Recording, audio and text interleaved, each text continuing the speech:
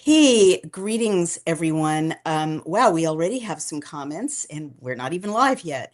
I'm very happy to be joining you today on Outspoken with citizen journalist Bruce Cain. Welcome, Mr. Cain. You are literally the first person smoking on my podcast. I Oh, don't know if that's all right. It's that's a habit. that's It's a habit I need to break, by the way. it's But yeah, it's fine. I don't get the secondhand smoke here yeah. virtually, so you can do whatever makes you comfortable.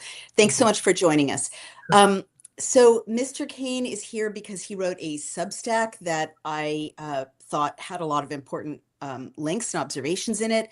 And it's controversial, but we are no strangers to controversy here at Outspoken. So, Mr. Cain, why don't you just introduce yourself a little bit, your bio, and then we'll get into your essay on Substack, okay?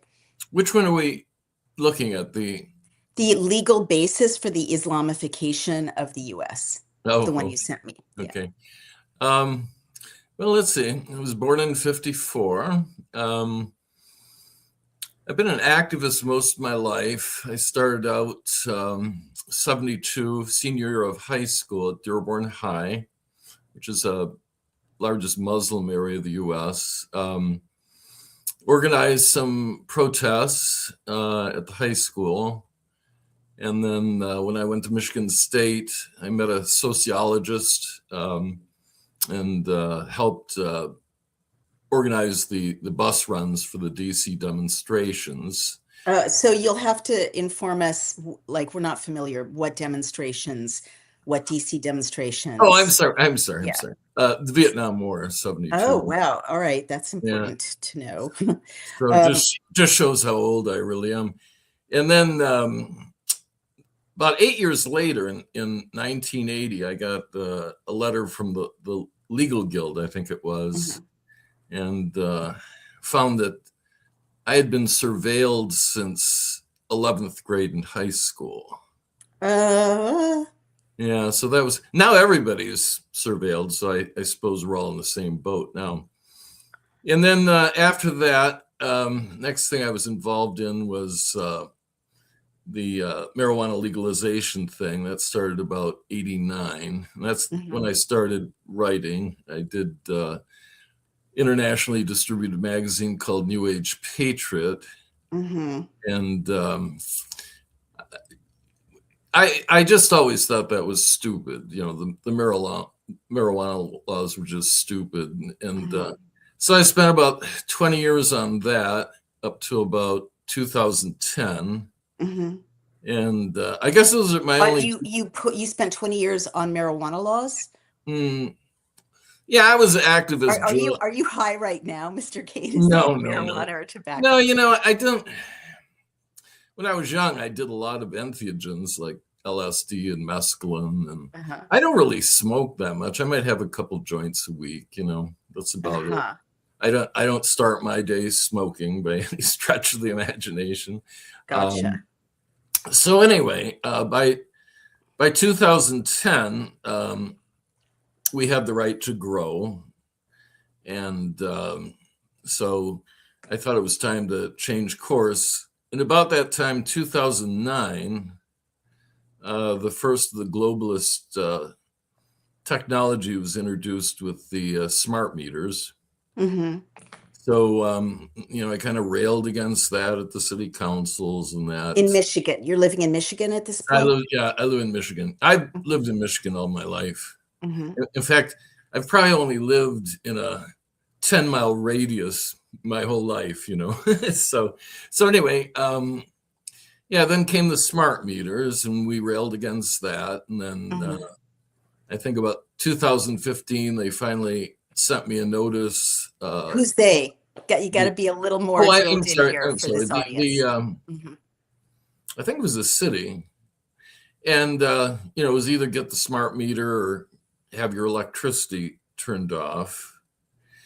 And so we got that. And then later on, we opted out. So I'm now paying $10 extra a month Mm-hmm. not to have a smart That's meter. annoying. That's Yeah, that's very annoying. annoying. Yeah. And then the next thing that came was probably 5G, about Mm-hmm. 2019. Mm-hmm. Same thing, went up to city council and said, we the dirty electricity, the EMF radiation. We Hmm. really shouldn't have this. Hmm. Once again, they just forced it on us. Right.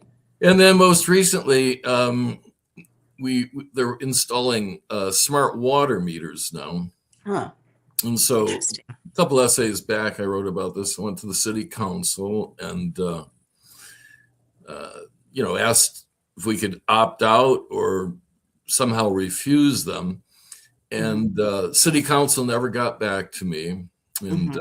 if I don't get a water meter by January 6th, Hmm. they're going to turn off my water.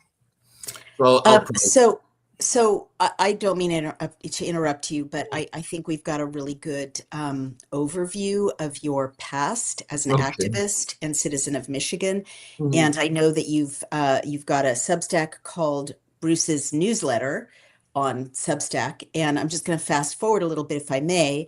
Sure. Um, your the essay from December 7th, for which I wanted to give you a chance to talk about it, talk about especially the links that you provide, which I think some of which are very helpful, Mhm. and answer questions, is titled The Urgent Need for Global De-Islamification. It's a very, I don't know, sweeping title. I mean, I would be very worried if someone wrote that, the need for global de-Judaization, right? It sounds like a, you know, vilification of one entity, but let's stay open because Okay. you do provide a lot of very objective links that are worth paying attention to. Right. I personally wish people were very, very careful about their language in such a time as this, and tried always not to paint with too broad a brush a whole religion, but let's drill into what I do think is very valuable in your essay. Having said that, the subtitle is How Mass Muslim Immigration is an Important Part of the Larger Globalist Control Agenda. And this is the first of a series you're either planning or executing. And you say, I have a unique viewpoint on this issue as I've lived in Dearborn, Michigan for over 70 years. And Dearborn has had one of the highest per capita populations of Muslims in the United States.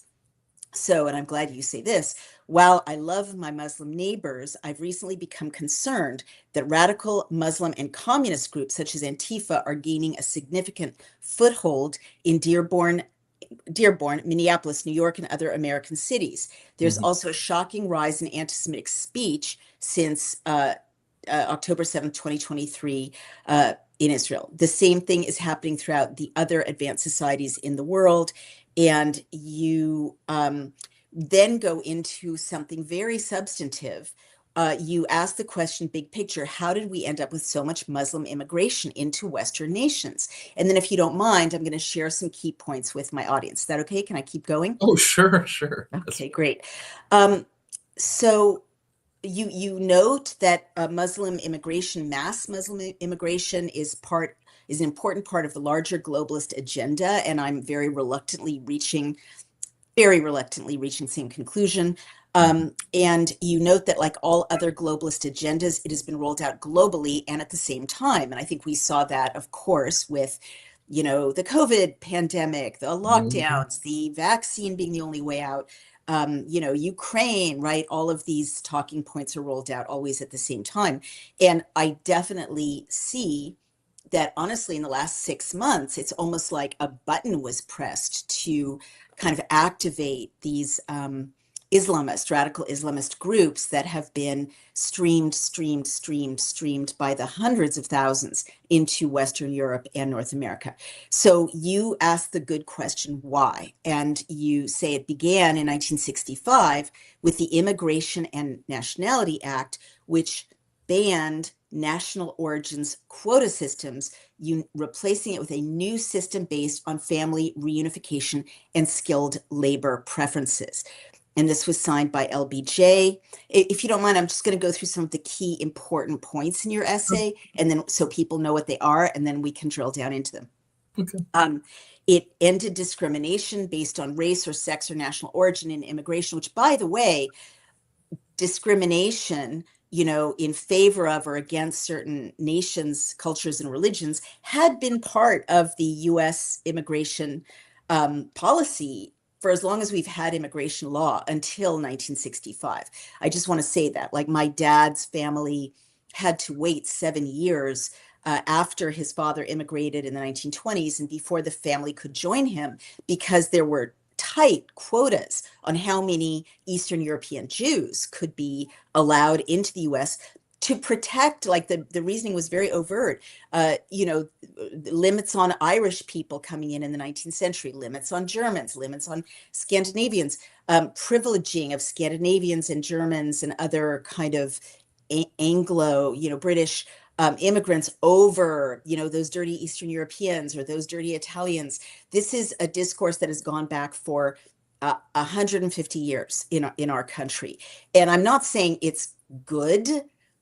Obviously, it eases our consciences more to have no discrimination in favor of certain groups or against certain groups, but it poses problems, as you point out, Bruce Cain, because we're just seeing that some countries are more aligned with U.S. or Western values. Other countries are less aligned with them. And that is just an anthropological fact. It abolished national origins quota systems. It established a new preference system based on family ties. And it increased immigration. So it was signed into law by LBJ in 1965. And you point out, I'm sorry, I'm paraphrasing you, that this was a historic departure from U.S. immigration policy that favored immigration from culturally similar European nations. Suddenly, we began bringing in, this is your words, cheap labor from Asian and African nations who were culturally very dissimilar, including a majority who were Muslim. This was also a complete departure from President George Washington's immigration policy, who wanted, quote, virtuous, end quote, immigrants, those who shared our cultural norms, our Constitution, and were motivated toward assimilation. As we've seen in the U.S. and throughout the planet, many Muslims have resisted assimilation. I'm going to qualify that by saying radical or extremist Muslims. And to gain a wider understanding, you encourage reading the entire article below, as it outlines the history of U.S. immigration policy from the beginning of our republic. So that's the first point you make in your important overview of the laws that changed, getting us to this point. Do you want to go into more detail about what I just said? Do you want to put it in context? Please respond to the summary I just offered. That's a good summary. Washington, he wanted virtuous people, which, he wanted people that would embrace the Constitution, our social mores, which I think is a sound way to go. 65 was a big departure. And then the second came after 2000, and we've just seen so many, like Dearborn Heights in Dearborn have, and I think especially during the Biden administration, but I can't say how many, but I buy my tobacco at the shop owned by some people from Yemen. And we had the thing with the mayor in Dearborn a while back, when he kind of castigated this priest because Sablani, who is the editor of the Arab News, the county decided to put up a sign in the east part of Dearborn. And, the priest just got up and he said, I kind of have a problem with that because Sablani endorses Iran, Hamas, and Hezbollah. Oh my God, is that really true? Have you confirmed that? Yeah, I got the video. You can watch the video. It's in one of the essays, which is kind of my form of journalism. I like to remember when you're a kid and you read all the footnotes. And I just like, I know a lot of people don't like this style of writing, but I always like to put everything out there so people can, do what they want. But anyway, yeah. So the mayor basically told him that he was no longer welcome in Dearborn, and he would have a parade if he left. Now, because I've grown up in Dearborn, and I'm interested in so many subjects, but I just completed my my complete writings. I just Mhm. put them on. I've archived everything I write, so I might as well just put it on a thumb Okay, drive. Mr. Kane, I got to keep you focused on this Okay, question. okay. Well, I'm Thank you. getting there. But Okay. anyway, so I did that, and then I just did a query. Mhm. And I've got 840 essays over the last 36 years uh, addressing Islam. Okay. So I just really need you to yeah, stay no, focused on Dearborn. I'll get there. I'm getting there. But Okay. You so, can't get so there. We only have 50 minutes and we've got okay, so much ground to cover. So I really need you to, okay, I can direct people to your Substack. They can read it all 846, but now I need you to focus on what you were saying about the head of the Islamic News in Dearborn and that he yeah. was a supporter of Hamas. Go ahead. So anyway, the priest had a problem with that, and I do Mhm. too because I've studied Islam Mhm. and Iran, Hezbollah from Lebanon, Hamas from the Palestinians in the Gaza Strip. I mean, they're all what I just decided to make this bifurcation. I see enlightened Muslims and I see unenlightened Muslims. Well, that's true for every religion, I Yeah. must say. Well, I think, yeah, and I think the difference is there's a large contingency of Muslims, unfortunately, that are unenlightened, and they Okay, really. Mr. Kane, I'm sorry. I'm just going to Okay. push back. Okay. I don't like giving this platform, which is quite influential Yeah. and listened to around the world, to Uh-huh. any sweeping evidence-free generalizations about any religion, any race, any group of people. So I'm going to push back on that. I'm going to drag you Okay. over to the arena for which I hosted Yeah. you, which Okay. is your summary of the laws about immigration. Okay. Okay. So Okay. there are benighted Christians, there are benighted Jews, there are benighted Hindus, there are benighted, agnostics, Satan worshipers. You know, we're not here to paint a broad brush about any group of people. I need you to talk about what you're seeing in Dearborn, you're as an eyewitness, and then I want to go back to your excellent summary of immigration law. Okay. Well, yeah. So I studied Islam. So anyway, what I've noticed over the years, especially since the 10/7/23 massacre in Israel, Hmm. that, and I've heard this from many other commentators, there's been a very huge rise in anti-Semitism. I can confirm that. That's Yeah, correct. and I was just gobsmacked about 3 days after the massacre that they had a big thing at the Civic Center in Dearborn, and they're going from the river to the sea. Now, when you say they, Oh, again, I'm I'm sorry sorry. to Yeah, badger you, but yeah. people outside in the street, leaders, Members, elected officials, who? yeah, no, members of the Muslim community. They had, most of the imams and political leaders there. The Civic Center holds 1,200 people, so Hmm. they were packed.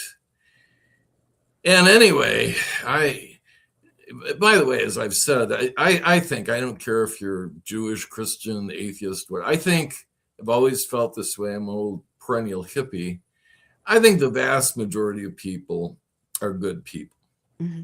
So there's that. But that day when I saw that at the Civic Hmm. Center, I was just I couldn't believe what I was hearing. Yeah, We both know what from the river to the sea means. It's right. basically you want to genocide the Jewish people, and I it, and for example, with Sublani, I mean, Hezbollah, Hamas, Iran, Qatar, these are all exponents of the Muslim Brotherhood who Right, wants a global caliphate. right. And that's why I don't know if I brought it up, but the Holy Land trial in 1991. And that's where I got concerned because, I took computer science at U of M Dearborn, 80 to 85. Mhm. Even back then, they had chapters, the Muslim Student Association. Who's they? Um, well, People in Dearborn, the Muslim Brotherhood, the well, I mean, the Mennonite Five? university, the university allowed chapters of the Muslim Student Association. Which university? I'm sorry. Oh, Here in I'm this sorry. platform, we have to ID Yeah. everything. So Okay. no one Okay. knows what you're talking about. Okay. Uh, yeah. U of M Dearborn. Okay. University of Michigan, Dearborn. Okay. Allowed chapters of the Muslim Brotherhood. Is that what you're saying in the 1990s? So that would 80s. 80s. So that would Yeah. Because explain the radicalization of a whole generation well, of I kids never brought up in thought, Dearborn.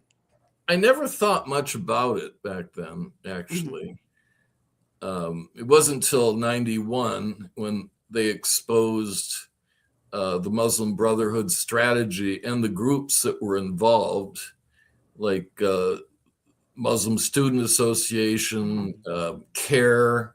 Mhm. I think it's ISNA. I can't think of what that acronym stands for, but there were about a dozen of them. Mhm. And then, now you've got Qatar spending millions and millions of dollars gaining influence in Harvard and, some of our most prestigious universities. Mhm. Um, and I just find this very troubling because Okay. I just find it very troubling.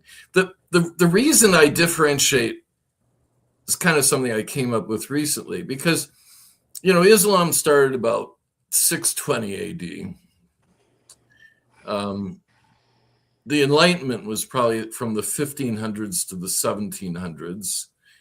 And that's really where our liberal democracy comes from, our Constitution, Mhm. our Bill of Rights, our right to freedom of speech, freedom of inquiry. Mhm. They all come from that. And the thing I point out is that there are a lot of Muslim people that have not undergone the Enlightenment. Right. I don't know. I can't agree with you there. I mean, it's easy to take an ancient religion and Mm, say, oh, they bypassed the Enlightenment. But if you study the history of 15th century Spain, the golden age of Spain was a Muslim, Christian, and Jewish collaboration, and that preceded the European Enlightenment. And, you know, everything from philosophy to algebra were being polished and advanced by Muslim scholars. The great libraries were, managed in Alexandria by Muslim scholars. I'm not going to agree with you. Great poets. I think you could do that with any religion. You could say, look, those Jews have been around, in the desert since the end of for the pharaonic age. They bypassed the Enlightenment, but there have been Muslims in countries affected by the Enlightenment. Turkey was in, close connection with the rest of Europe for much of the 19th century. North Africa was colonized by European powers, throughout the 19th century. I'm really going to push back on that. It's too easy. And I was in Iceland and they said proudly, we bypassed the Industrial Revolution. We skipped it. It doesn't mean they're more primitive technologically. Let's do this because I don't want to keep arguing with you about things well, that I don't agree with. the only real point I'm trying to make, like, I'll take it even further back. I've studied all sorts of stuff during my lifetime, and I try to come up with temporal frames. And Mhm. one of my favorite temporal frames is Homo sapiens, us. So we've been around about 300,000 years. And probably about 150,000 years, uh, number of genes changed, and there was what they call the brain explosion. And from that, we had our mirror neuron activity increased greatly. There's a gene I can't think of that probably led to both speech and language. And the first religion, which goes back about 100,000 years, is animism, which, interestingly, they saw everything as being part of a whole, which I always find interesting because that's kind of the string theory, which kind of went beyond the theory of relativity. Like everything is connected. Everything is connected. All the Everything great is connected. mystics feel that. Yes, Mr. Cain, Well, this is well, totally. if I could just follow Sure. up the point. So the way I look at it, your literalist Abrahamic religions, Hmm. probably the roots that go back maybe 4,000 BC, um, but we've got this time span. 100,000 years ago there was animism. It was Right. only like 2,000 years ago Christianity. Judaism probably goes a little bit further, and then we had Islam around 620. So it's when you look at it proportionately, the Abrahamic religions just started maybe 2,500 years ago. 3,500 to Or 35. 4,000. Okay, we'll give you that. Um, and You'll give it to me. and anyway, so that's how I kind of look at it. I've always looked at. Wait, I don't understand what you're saying, Mr. Cain. Like, this is a really Well, good conversation if we yeah, were both I high in the also, middle of the night in a dorm room, but yeah, I really need to like drive yeah. you to your essay. All I'm trying to say is, Yeah. in my version of religion, Hmm. you have your literalist Abrahamic religions of the They're not book. literalist. I don't know what you mean by that. Well, some people say that. And then on the other hand, you had your mystical traditions. And one of the things, at least in my readings, is that the mystical traditions were always malleable to the Enlightenment in scientific knowledge.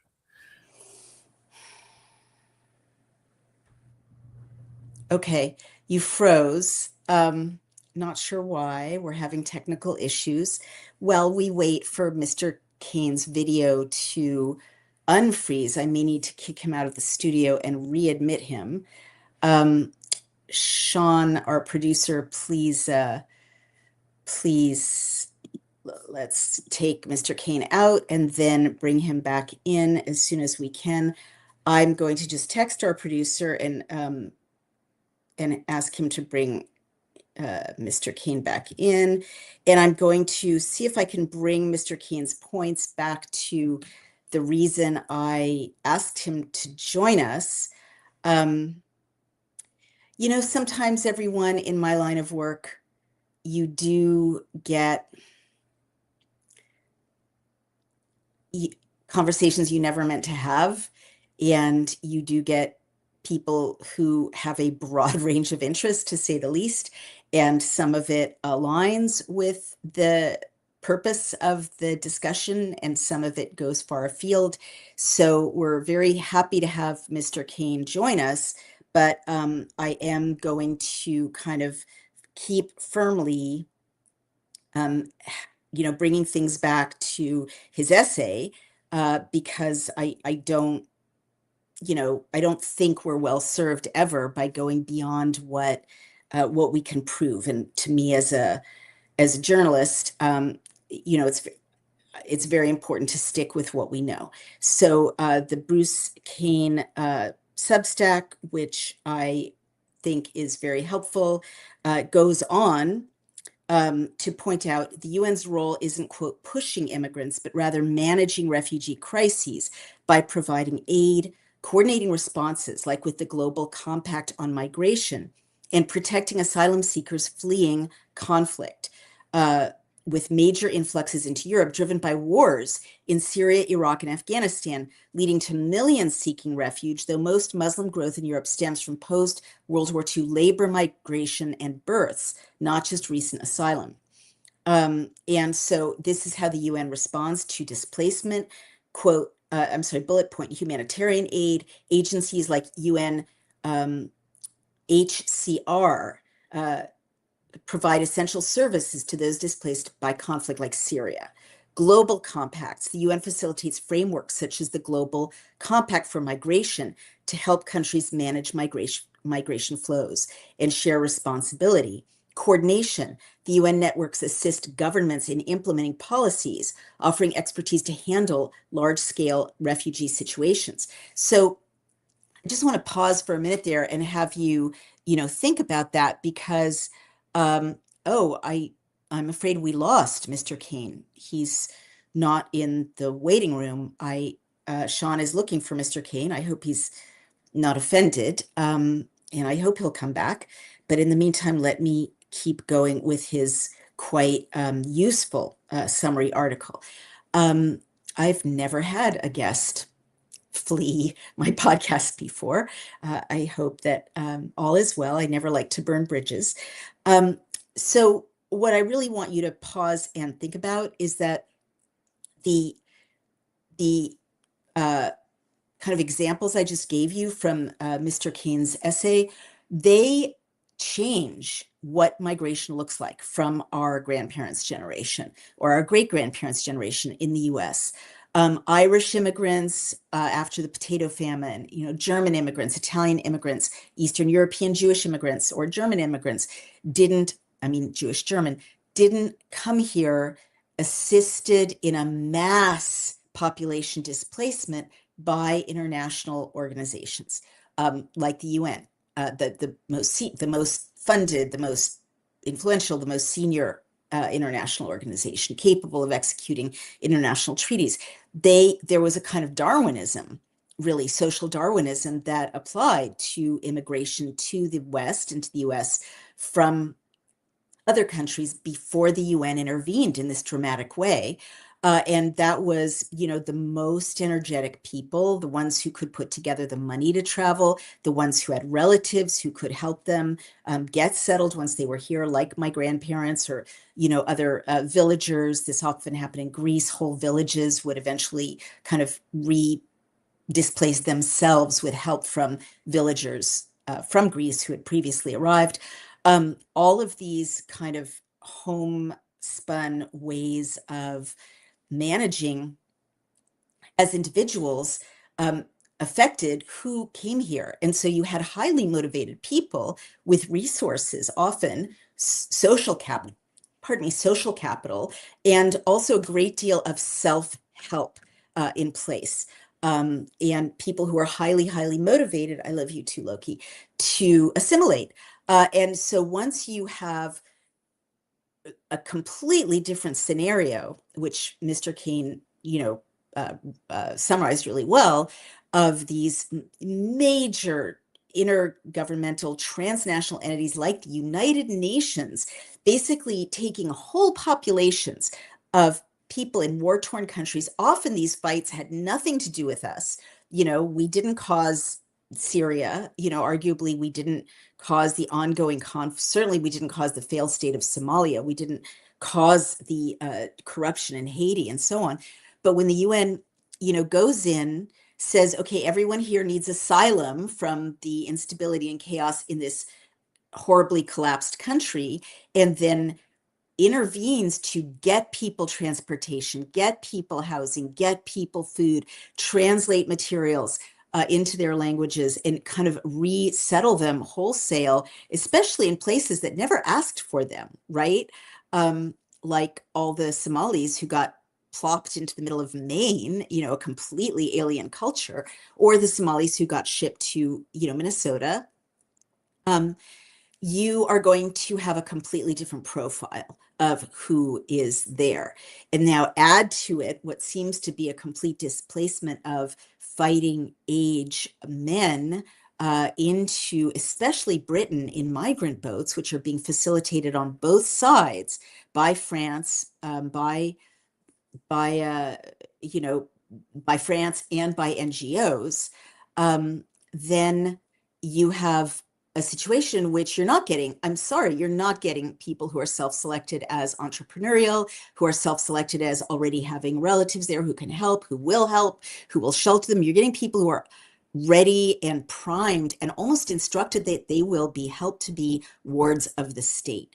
And that is not good for any kind of integration, because then you're creating, I've never really thought this through before, but it's very profound. The NGOs and the UN are really creating pockets of cultures within cultures, right? In which everyone's material needs are met. So why should they get jobs? Which having a job is a fantastic fast track to assimilation into a culture. You're working with people, you have to learn the language. You're working with customers, you have to learn the language. No, if you're a ward of the state, you never have to assimilate. Cash your benefits checks. You never have to, hey, Okay. welcome back. I was afraid you'd stormed out in high dudgeon. Thank Yeah, you so much for coming back. my house power went off, and then when I came back, I got a challenge, like they didn't want to let me back in. Anyway, coincidence, eh? You never know Yeah. what technological problems we're going to have, Yeah. especially when we talk about highly censored, globalist messaging. You would hate to And think that was intentional, wouldn't you? you never know. Sometimes a power outage is just a power outage, but welcome back. And I was able to make use of the time you were gone Okay. to keep going in your essay and summarize um, the hi Roscoe, he's a good friend of ours, summarize our this excellent point you made that the UN is now and other NGOs are really facilitating mass Muslim immigration. And I talked about how in the past immigration was kind of Darwinian. It was self-selected by entrepreneurial people, educated people, people with skills, people with family, who really wanted to assimilate. But when you've got NGOs basically going in and the UN saying, okay, Syria, we're going to move all your refugee population to Britain, or Iraq, we're going to move your whole population to Dearborn. I'm not sure where the Muslims from Dearborn are, mostly Somalia. What's the origin of them, Mr. Cain? Well, a lot of the Muslims came in the 1890s from Lebanon. Got it. Yeah. Um, yeah. So U.S. immigration, and the U.S. also saw earlier waves, often skilled workers who brought family, differing from Europe's guest worker model, notes the Cato Institute. So these are a number of different programs that are changing the face of immigration and changing the expectations of immigrants and kind of militating against assimilation. Um, Talk about the UN's role versus, quote, pushing in your essay. What do you mean pushing? Pushing Well, immigrant? I've got your essay called up, and the Okay. bullet points are, and it may be that you were citing another study, which I'm not aware of, but it's on your Substack. The UN's role versus pushing. Quote, the UN is a responder and coordinator, not a pusher.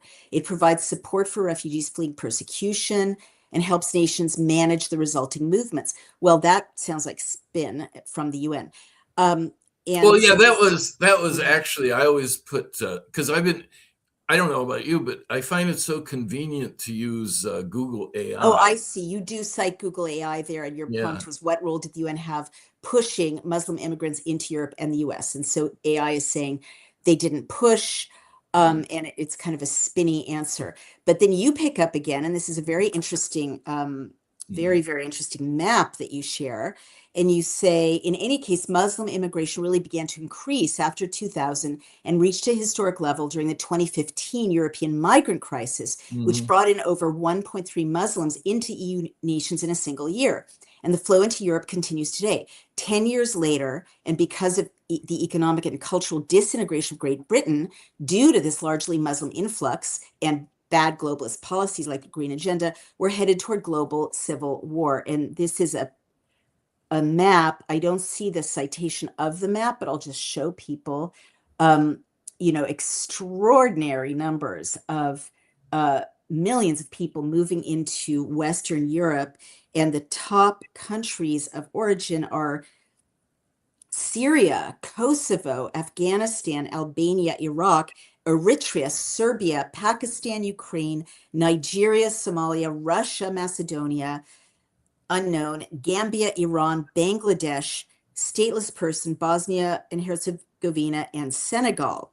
mm, And you can see the arrows flowing from North Africa and from the Middle East mhm. into Europe. Massive number of refugees and their migratory routes.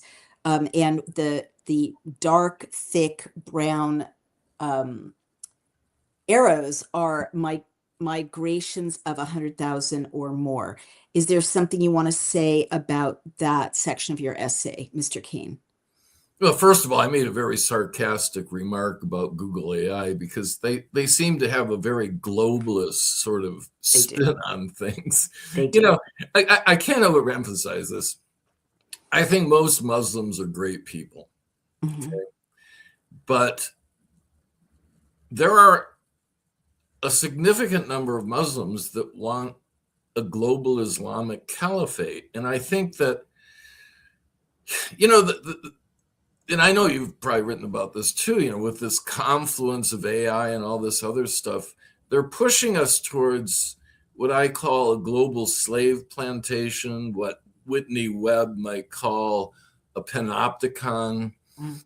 But I think that is the ultimate goal. They really want total control of everything. And I just think that they've used immigration a way of softening up Western countries. Right. And unfortunately, you know, we're seeing it in Dearborn and Minneapolis and Columbus, Ohio, and now in Maine. Mm. All this Somalia health scam, you know, fraud that's been going on, Hmm. $1 billion in Minnesota. So unfortunately, you know, we've got a small contingent of Muslims that are kind of ruining the apple cart with a couple rotten apples, and I don't Hmm. like it. And I also don't like, you know, like the anti-Semitism. I just never thought that would ever rear its head again. Mm. And now, you know, and then a couple essays back, I wrote about the astroturf unification of radical Muslims and Antifa. Hmm. And Wow. it's all done. I mean, at some point you realize it's all part of a bigger It's plan. part of a bigger plan. Well, let me jump in there, and I'm glad you brought that full circle to the what is being called the Red Green Alliance, which, by the way, has is so true that formal AI and Google sources are now calling it a conspiracy theory. But the union of Antifa, or really Marxist-funded radical left groups, with radical Islam, which as ideologies have nothing in common. Marxists are atheists, radical Islamists are theists, but they are both, I agree with you, being used as cat's paws in a coordinated effort by globalists. So this is important. Since the U.S., you write, since U.S. withdrawal in August of 2021, the U.S. has admitted over 190,000 Afghanis. Let me find the place I just lost. To the United States. Um, Here we are, who are predominantly Muslim under various humanitarian and immigration programs. The U.S. government's effort to resettle these individuals was primarily managed through a program called Operation Allies Welcome. So there's 76,000 granted quote unquote humanitarian parole, temporary permission to stay in the U.S. Why are they staying in the U.S. for 2 years? It doesn't make sense. Special immigration visas for Afghans who took risks for the U.S. mission. 68,654 Afghans granted SIVs. And refugee admissions programs also admitted through the U.S. refugee admitted programs.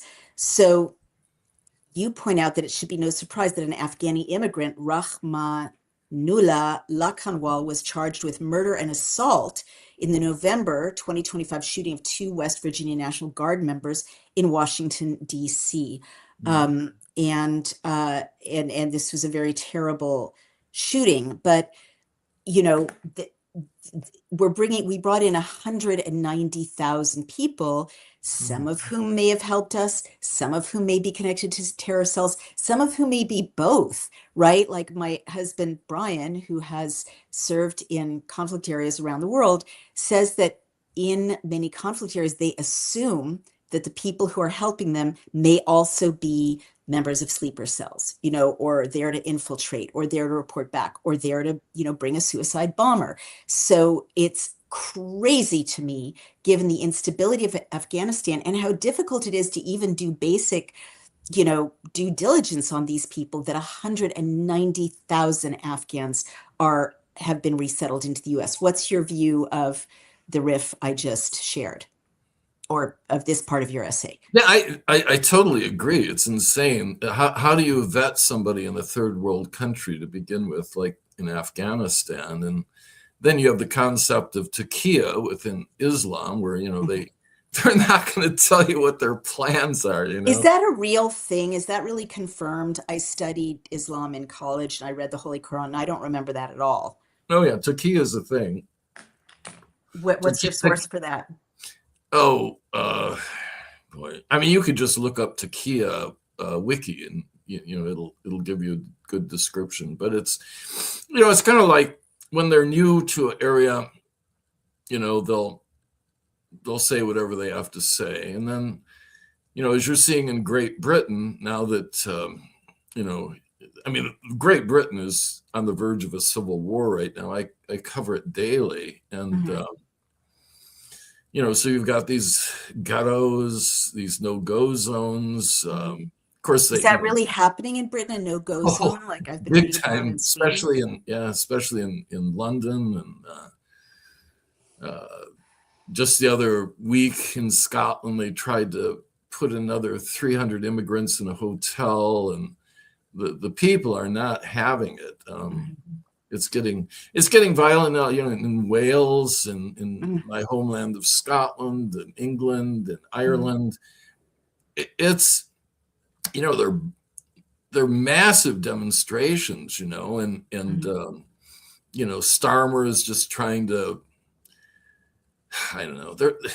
Starmer's a globalist, but anyway, I think this is all intentional, and the UN's been pushing this for decades. And the thing that's interesting to me is that none of the Muslim countries had taken any of the refugees. Right.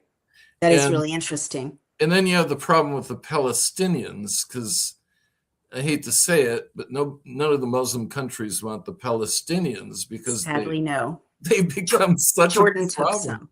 Yeah, Jordan and then took some. Yeah. Then you got the UN's UNRWA, who were directly involved in the slaughter on 10/7, and who have been indoctrinating the Palestinians for years to hate the Jewish people. Right.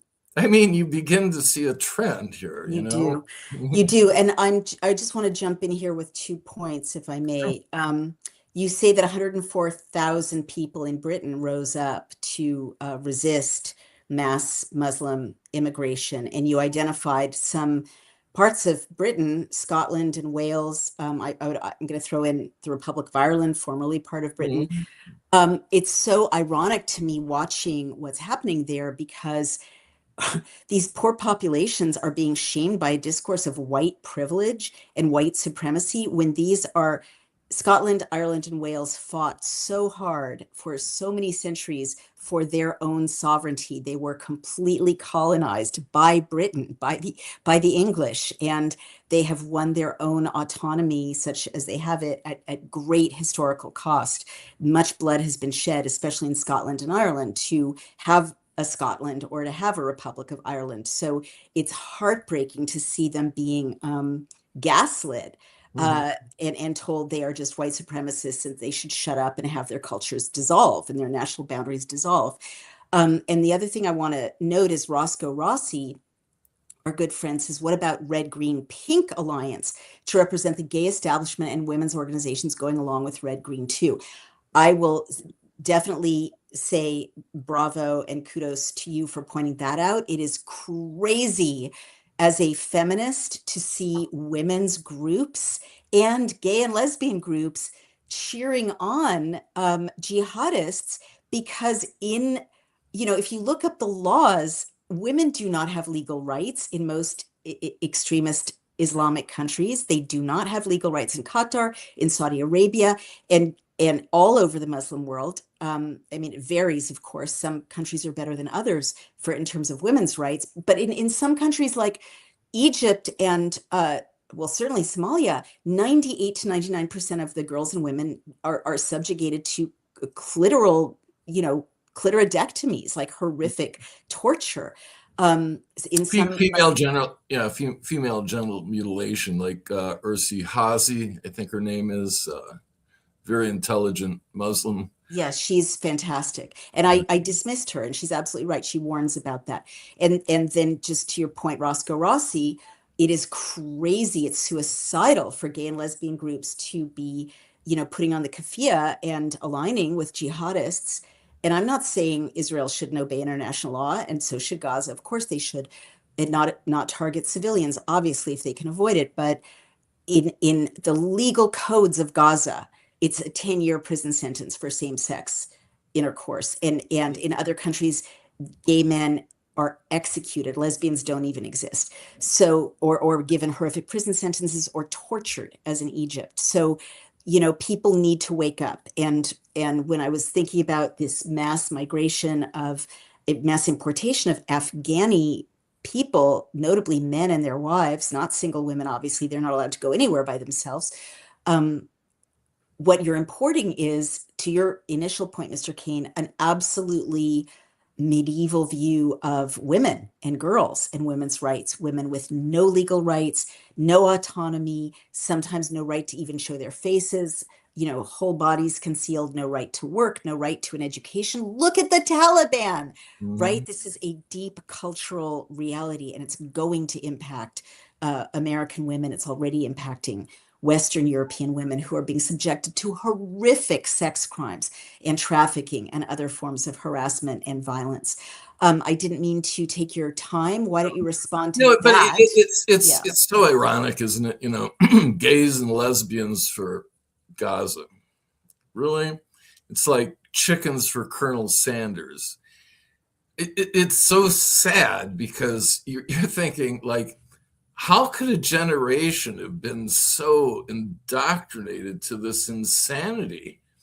Um, I hate to say it, but a lot of the young people have no critical reasoning skills anymore. Mm. They just, my philosophy has always been from yogic philosophy, is where I'm kind of centered, although I don't really subscribe to any religion. But there's this phrase called neti neti, What's that? not this, not that.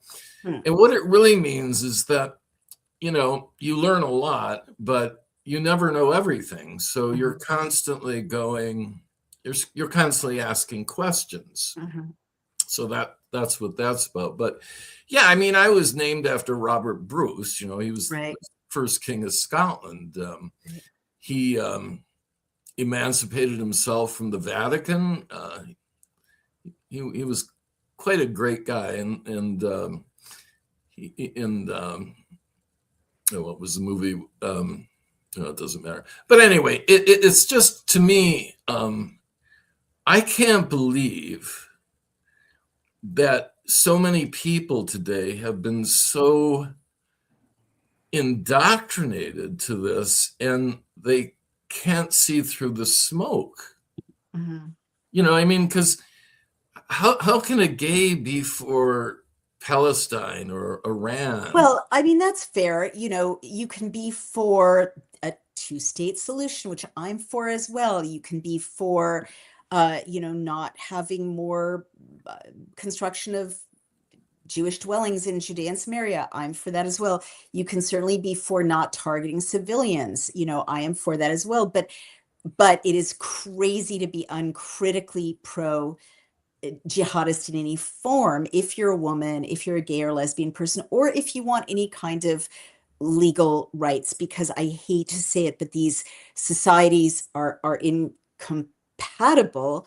And if there were more moderate Muslim voices speaking up and saying, we really want assimilation, we want to be part of the American project, the British project, we want to be French, we deplore what happened on Bondi Beach, I would be less cynical. But I'm reaching the conclusion that the UN, and the globalists do have a plan to use the most medieval branches of this faith tradition against the West.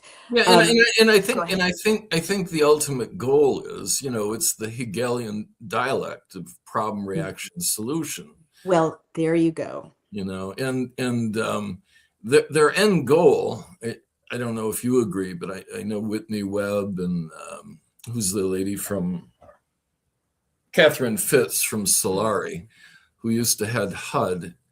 They've been writing about this extensively. That, yeah, the goal is digital ID, Mhm.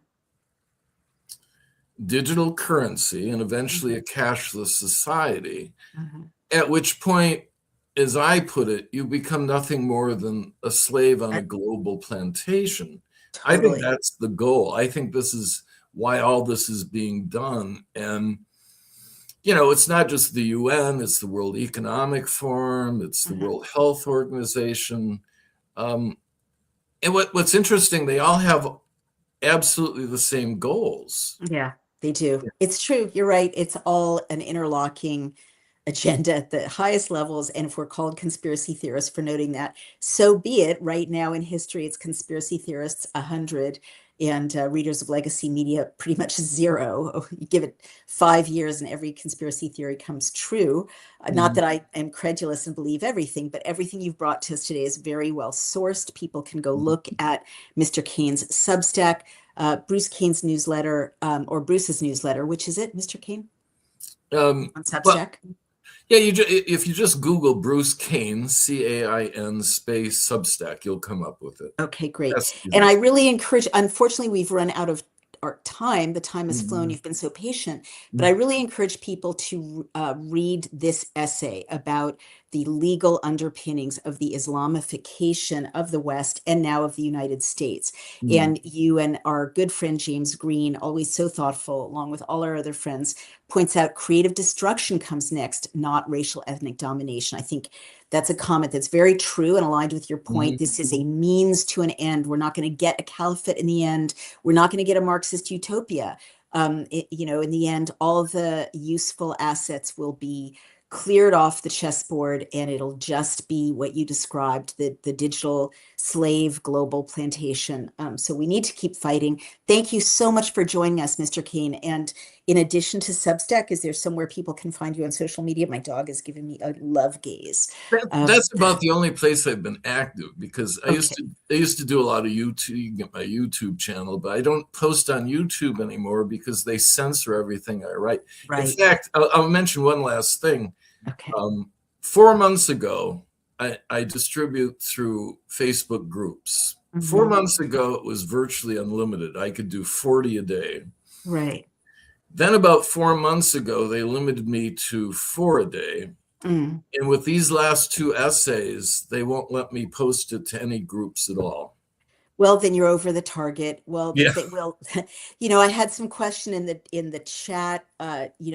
This chick says this platform is watched globally, and this person sees 8 or 9 people watching. We're heavily censored, but incredibly, in spite of all that censorship. So whatever platform you're watching on, you may see 8 or 9 people watching, but we are number 135 in the United States for news commentary podcasts today on Mhm. Pod Status, Podchaser, other rankings, and around the world in like 12 countries, including Russia, Indonesia, Nigeria, Greece, Germany, the Netherlands, Australia. We're up in the top 100 or top 200. So please, our voices are getting out there. Mr. Cain's important message is getting out there, but we do need your help because we are so throttled. So if you care about interviews like this and real reporting, which I bring you on Outspoken and with Daily Clout, please go to Outspoken and